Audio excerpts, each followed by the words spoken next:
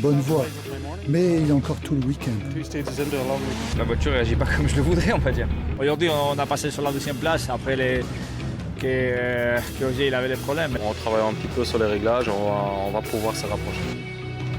Ils ont marqué de leur empreinte ce 60e Tour de Corse, un Tour de Corse riche en rebondissements. Vendredi, dans le petit matin, à Belleval, champion du monde en titre oblige, c'est Sébastien Ogier qui ouvre le bal. Débute alors pour le Gap-Ansais un week-end très compliqué avec sa nouvelle voiture. La partie avant l'épingle là, qui est vachement bosselée, c'est vrai que j'étais pas trop en confiance dans cette portion-là. La voiture cherchait beaucoup la route et c'est vrai que j'étais un petit peu trop sur la retenue. Celui qui est dans la lumière, c'est lui, Chris Mick. Il défie l'asphalte insulaire, ici d'abord. Là, ensuite, pour signer 3 des 4 temps scratch de la journée.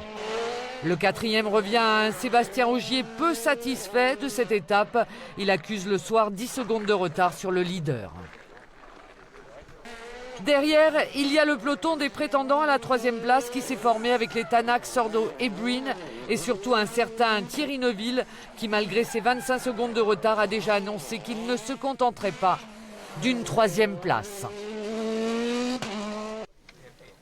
La journée de samedi va lui donner raison. Thierry Neuville est intouchable dans la première spéciale. Il la survole, il reprend 8 secondes à Mick et un peu plus de 14 à Ogier.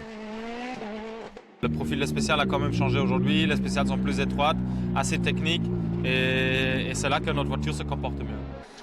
C'est en Balagne que Thierry Neuville va enfiler le costume de leader de ce tour. D'abord parce qu'une fois encore, il affole les chronos.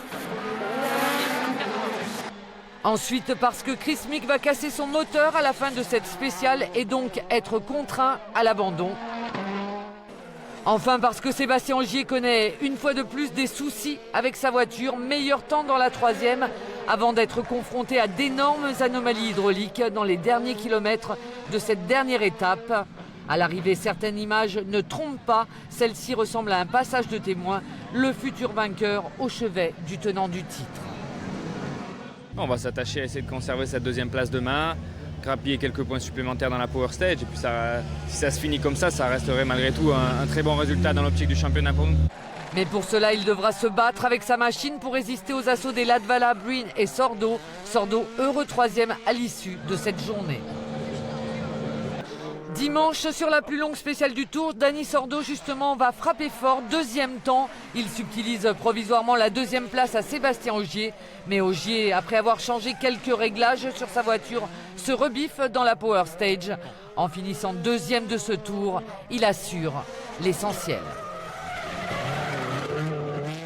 On aurait aimé rééditer notre victoire de l'année dernière ici, mais bon, là, la mécanique ne nous l'a pas permis ce week-end, on va dire. Donc d'être 2e et avec encore 4 points en plus dans la Power Stage aussi, c'est le maximum, je pense, qu'on pouvait aller chercher ce week-end.